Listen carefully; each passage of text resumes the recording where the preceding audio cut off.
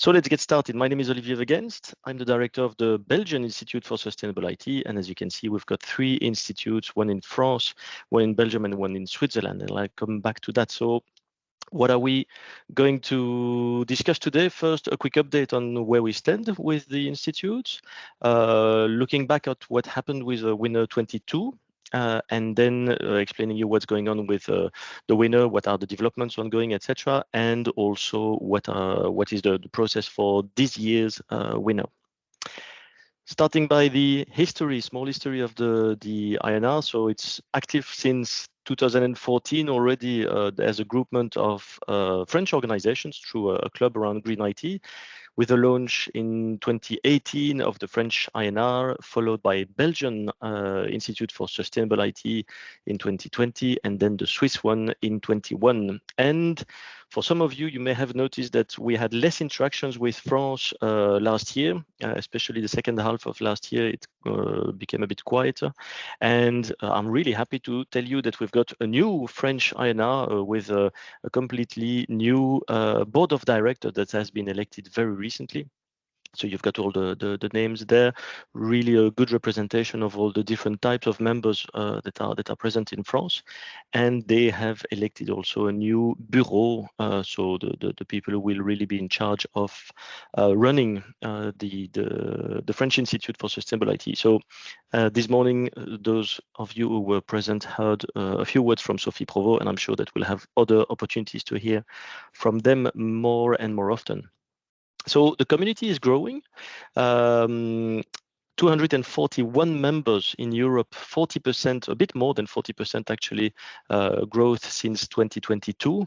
So an update compared to this morning where we announced 239, but I checked the numbers and really happy to have even more members to announce. So as you see, a good representation of all different types of organizations, from public sector, universities, small and medium enterprises, corporate, very large ones, also associations, NGOs, and IT services, ESNs as they call them in France. So good representation of different types of activities, also allowing us to have different types of projects. And we are, in the meantime, in Belgium, we continued quite a few projects last year, but we are now looking at creating again a more professional approach to managing together with all the institutes, France, Belgium, and Switzerland, all the different projects. And as you can see, we still have an Excel list of the projects, but the idea is really to increase the project management capacity to professionalize the way we manage our projects, and so that we can develop and offer you more and more services. One of the things that has been done in France, and something that we'll look at for other countries, if you have candidates, if you are a candidate for Belgium, for example, don't hesitate to contact us. So in France, they launched a program of sustainability ambassadors, ambassadeurs INR, in the Nouvelle-Aquitaine, and the goal of that ambassadors training is to go for a 10 days training. So it's 2 days and then 1 day later and then again 1 day a bit later, etc. So it's not a block of 10 days. And with these 10 days at the end, the goal is to have people who are really trained to become a referent, be really capable of building an a sustainable IT strategy, defining and implementing it within the organization. Of course, it's a process, an ongoing process. Is something with a regular review, continuous improvement, looking for the feedback of that second jury that will take place extremely soon. And the goals behind that are to create an open source kit that will be available for other people who would like to start developing that kind of training. Also provide a recognized certification. At least it will be recognized by the French authorities to start with. And of course, having a quality improvement and a full quality process to make sure that we continue improving on that very big project in terms of training. Something completely different that happened this year was the Digital Cleanup Day. The third year of the Digital Cleanup Day started 3 years ago with data kind of data cleanup, and then cyber cleanup day, then world cleanup day started to work with us, and we have now the digital cleanup day. Worked really well this year with thousands of organizations who took part in that cleaning, and we are looking forward to having more and more participants on the 16th of March 2024, actually the week leading to 16th of March. So it's about data, but it's also about equipment. That is the big evolution over time. We've been able to move to something which has much more impact than just data. It's of course also how do we kind of reduce the impact of our equipment, give a second life to our equipment, etc., avoid that they stay in drawers forever. So as I mentioned, we've been able, especially in Belgium, to continue creating more content, articles, media intervention. We are now looking forward to creating more and more, again, interactions with our French colleagues as we had in the past. Really happy to see the community being active again and being in contact again with our French colleagues, who are, of course, a big drivers in the size of the organization in France. So stay tuned. Quite a lot of things will come in the coming month, and hopefully you'll be more and more pleased as a member, at least for those who are members of our associations. The goal is really to make sure that you have the best services available. So what did we do with the WeNR? WeNR, having a look at last year, so maybe you remember that actually we created a public report in 2021. It is still available on the WeNR website.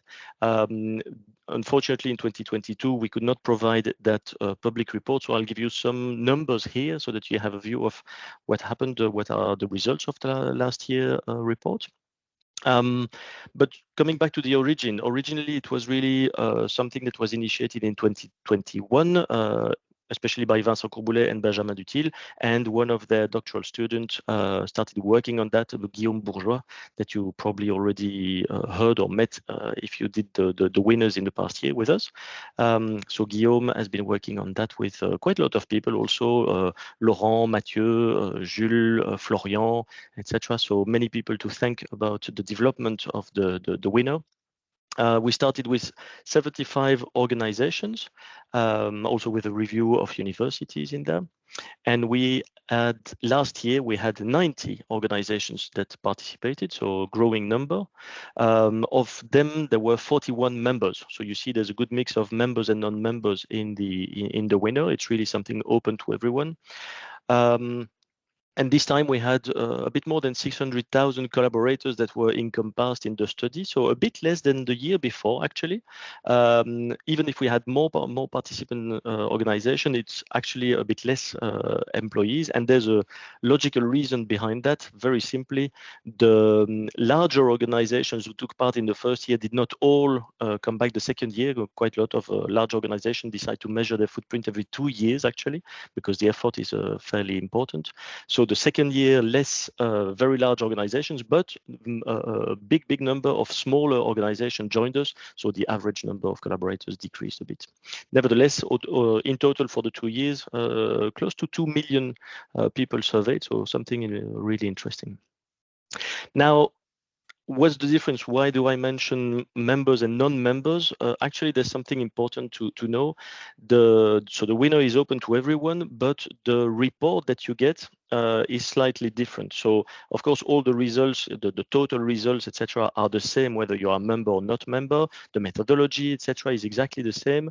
But for the members of ISIT in Belgium and Switzerland and INR in France, we provide additional data, additional details. Actually, there's some examples that are shown here. There's also additional comparisons that help our members to measure themselves against other types of average groups that we have measured also. And so it's really, the goal is really to give more detail so that our members can more easily turn that into actions in their sustainability strategy. So don't hesitate to reach out in case you're interested to get all these additional services and reports especially. What did we measure last year? First of all, the type of organizations on the left, you can see that we had all different types of organization, quite logically, not so many very small organizations, but a good representation of different size from small, medium, and large enterprises.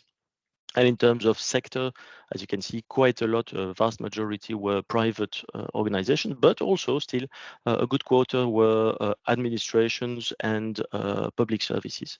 So good representation of the different types of activities that we see in our countries. And talking about countries, the participation was vastly in France, obviously, since the visibility that the INR has got in France, but also a very good number in Belgium, and as you can see, many other countries. Also, Switzerland, of course, was represented, but other countries, usually subsidiaries potentially of member organizations, but a bit of everything in several countries. And we hope, of course, that it will increase, and I will come back to that at the end of the presentation to talk about expanding what we are doing to other countries.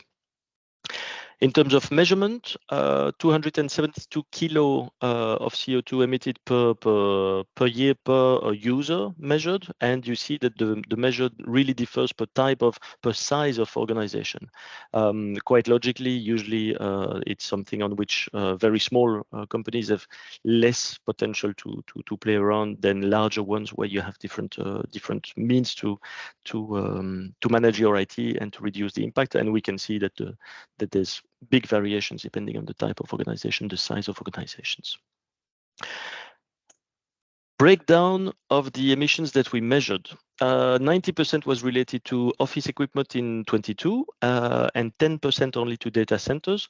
And that is in line with what I mentioned. So in the previous year, it was a bit more than 16% for the data centers. So a bit more than 80% for the office equipment.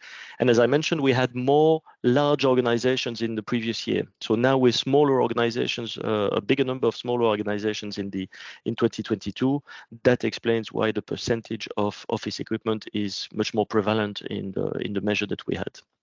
And you can see that, as we mentioned in all the presentations and best practices, etc., the vast majority of the impact comes from the office equipment, the manufacturing especially, something to pay close attention, of course, and then the usage of the data centers come, and only last we've got the manufacturing of the data centers. So, of course, that relates directly to all the best practices that we publish and regularly review, but that is something interesting to see that the measurement that we did confirms what we publish regularly. Now, by type of equipment, and my PC is frozen. There we go.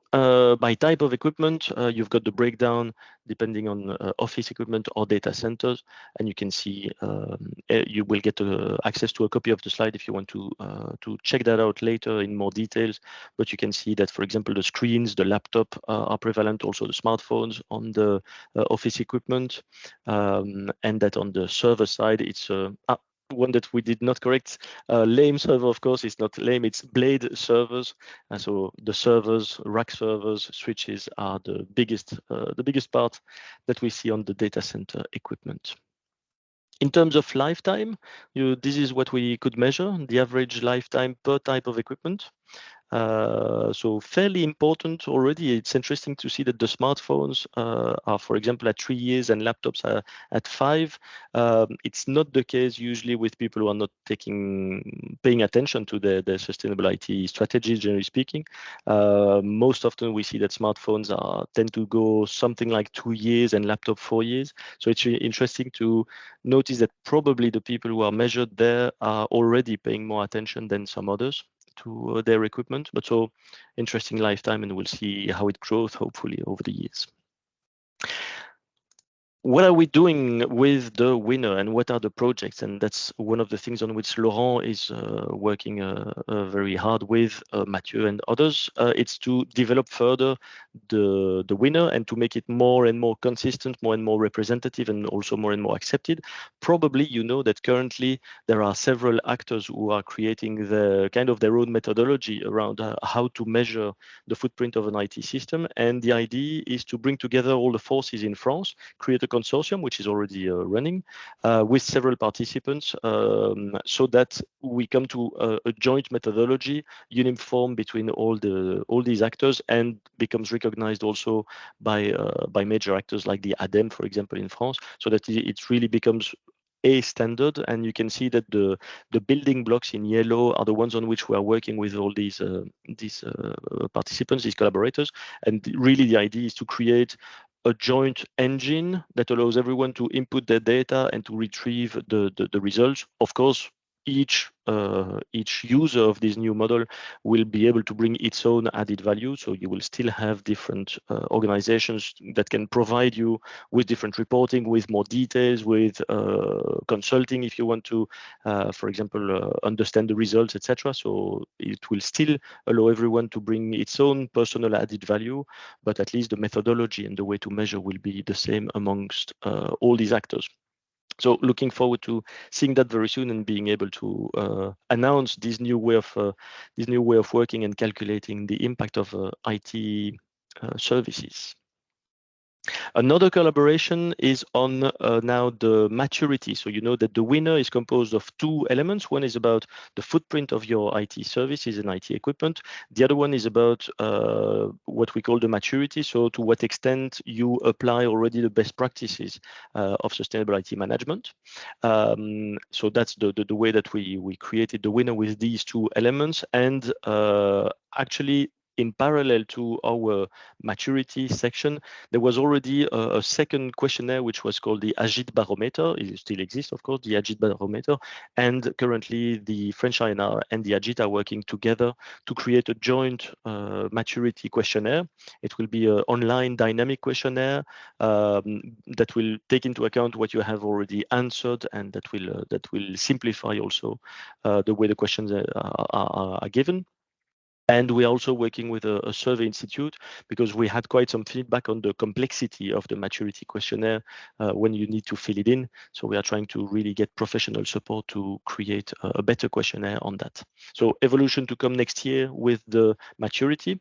This year we are not pushing forward too much the maturity questionnaire. If you want to feed the maturity, it's still possible, but it's less focus. There's less focus on that this year. We will mostly focus on the GHG emissions this year.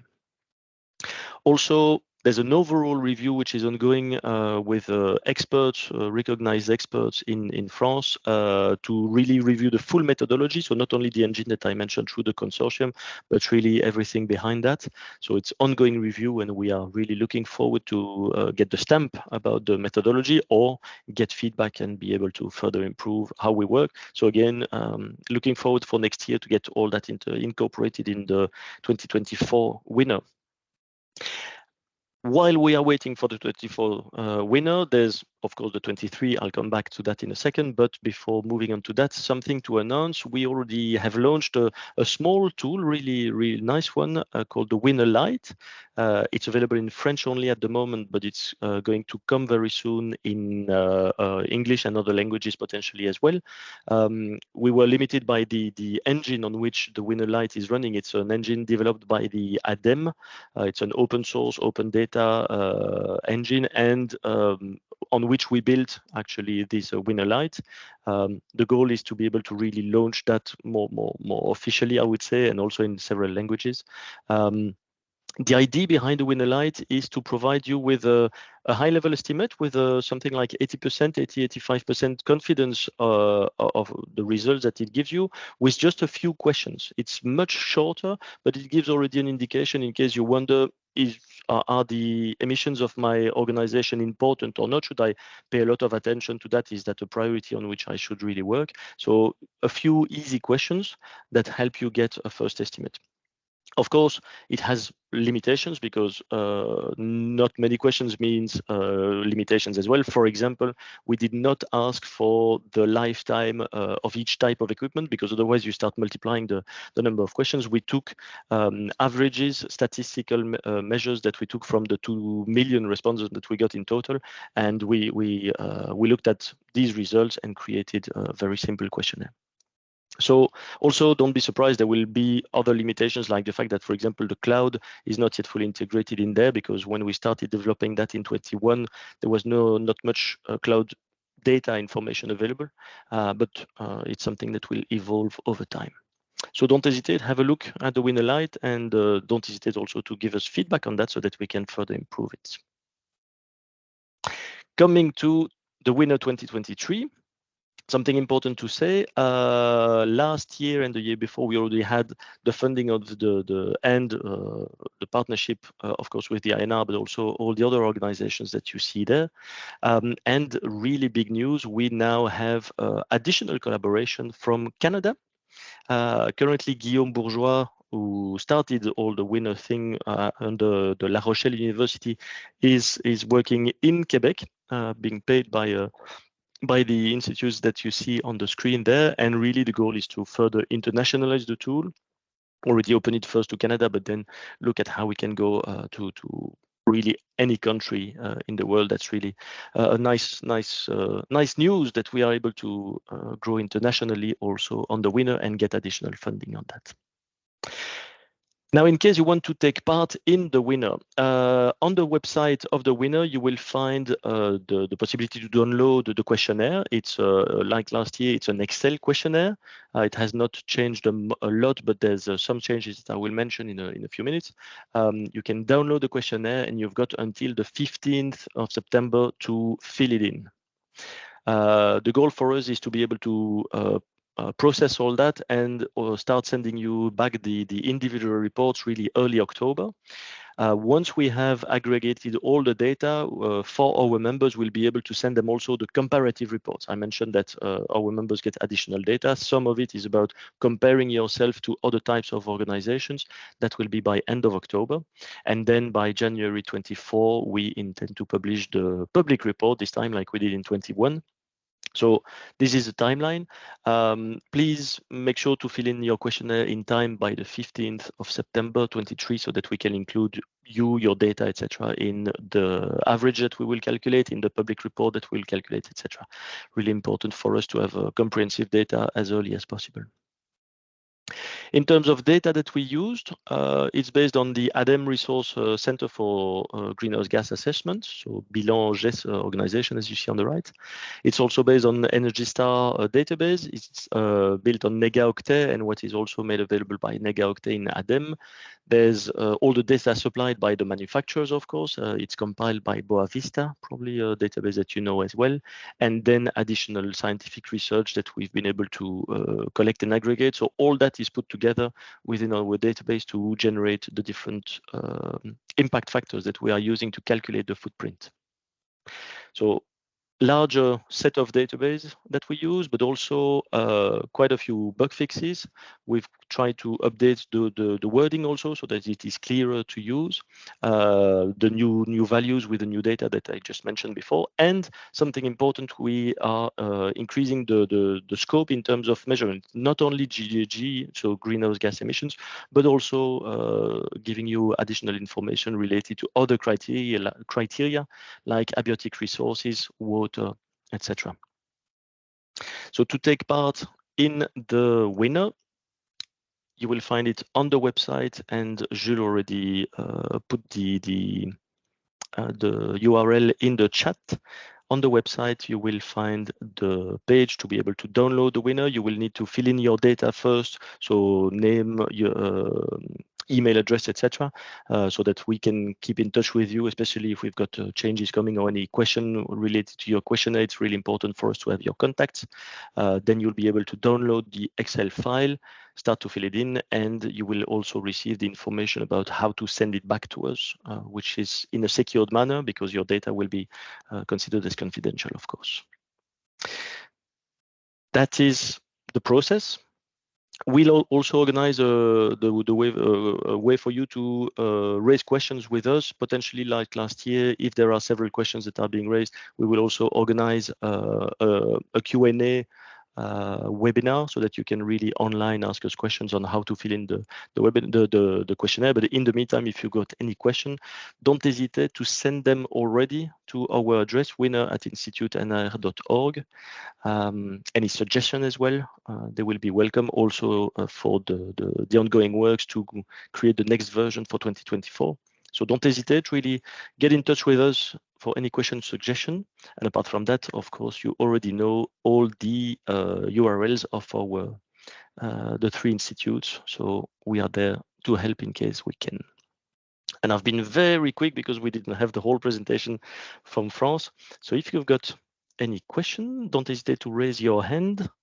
And yes, the microphones and the cameras are enabled. So if you wish to take the, I mean, you can speak up. Emmanuel. Yes, I have one question. For the methodology, do you know if we are going to use more recent databases? I'm thinking to the diadem with the base empreinte to improve the level of accuracy of the results that we had. Yes, I'm talking under the control of Laurent, who is also on the line, I think. But yes, that is what I mentioned on the previous slides. We are taking larger and more recent sets of data to be able to have as accurate data as possible indeed. Okay, thank you. And I see an answer, yes. Hello, hello. Am I audible? Yes. Sorry. So I'm Harris, and I want to know if your solution in your roadmap, did you plan to make something like make us able to connect with an API, for example, to your solution? Not at the moment, no. Okay. So now we have to feed the questions with our configuration, for example, to launch the solution. That's correct. So it's at the moment it's really asynchronous process, and where you need to fill in the data using the Excel questionnaire. It's an inventory on several pages. Send that back to us, and then we process the whole thing. The goal in the end is to create something that will be much more online available. I mentioned with the consortium, there will be the goal will be to be much more accessible in terms of open source, open data, etc. as well, through APIs potentially. But that's work in progress. Okay, so I understand a thing. So I think that your process actually is fully manual, or no, fortunately not. No. So we receive the questionnaires, we input them in a tool that actually will extract all the data, put them in a data lake. From there, it will extract everything, process, and create the reporting using a Power BI.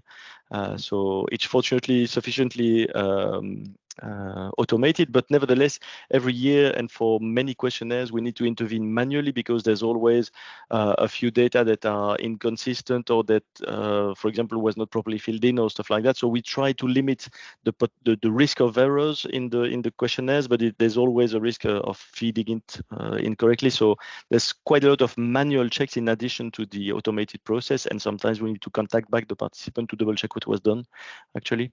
So there's it's a mix of the two at the moment. Okay, thank you. It's clear. With pleasure. Anyone else? Any question?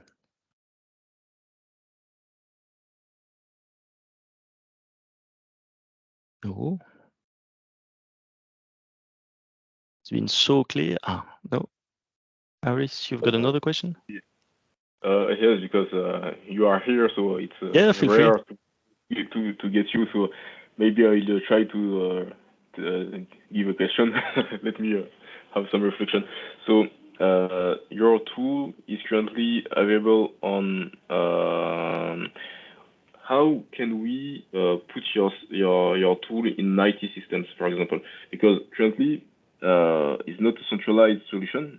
It's just, for example, I have to download it on my laptop and to see with my IT teams to retrieve some data.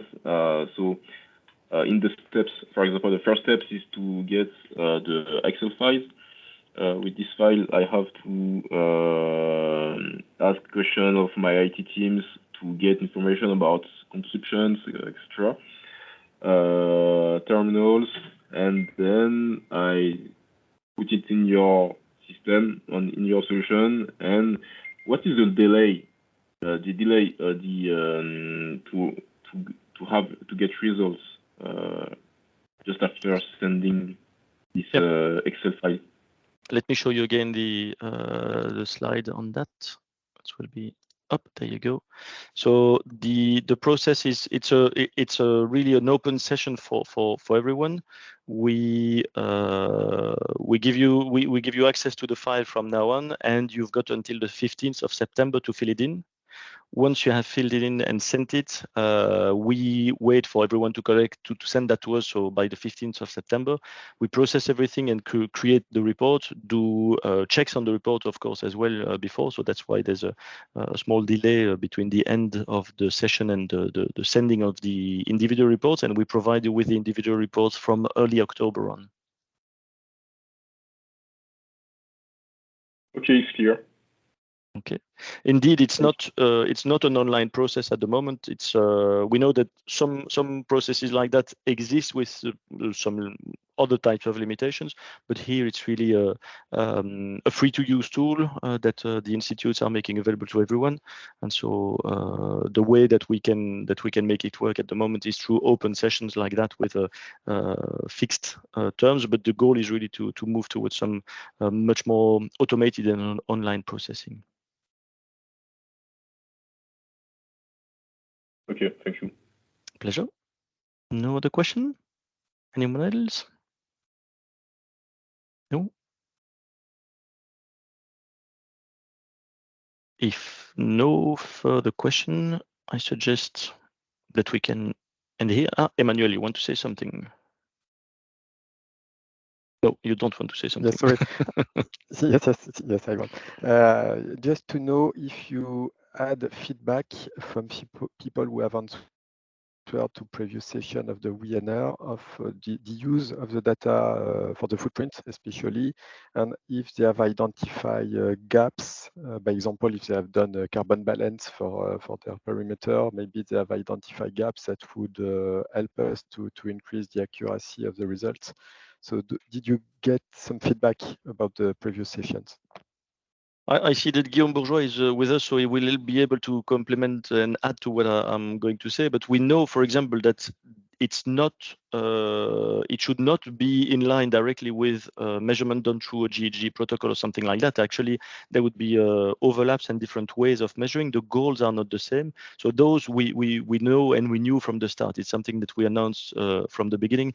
It's not something that can replace other types of measurement for official reporting, for example.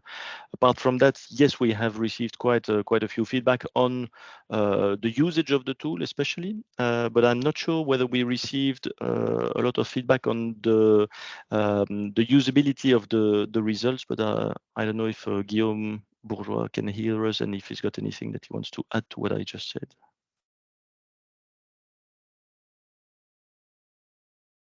No reaction, but he's on the other side of the world, so maybe. There you go. No, I don't have any additional info. Additionally, information. Okay. We can hear that it's very early in Canada.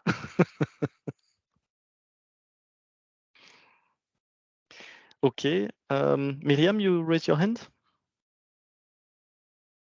Anything? Yes, just like to know how do you make this tool known to the companies? That's an excellent question. It's the same question as how do we make ourselves known, actually, to organizations, generally speaking. So we try to, the first step is actually to get the institutes and the associations known overall.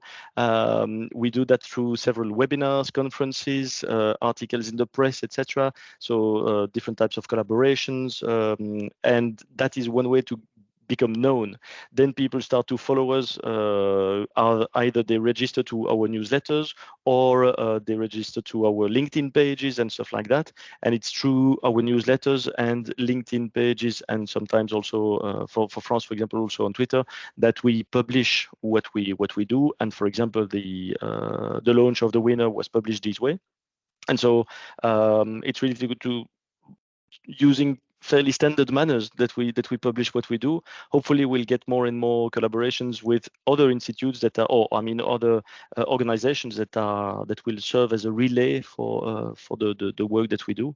But at the moment, it's really in French we say bouche à oreille. I never remember the sentence for that in French. In English, word of mouth, I think. Something, yeah, something like that, yeah.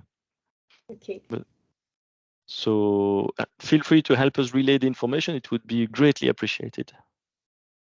Okay, I know. Thank you. I Go ahead. raise my hand. Yeah, go ahead. Maybe it will be a stupid question. I'm sorry in advance.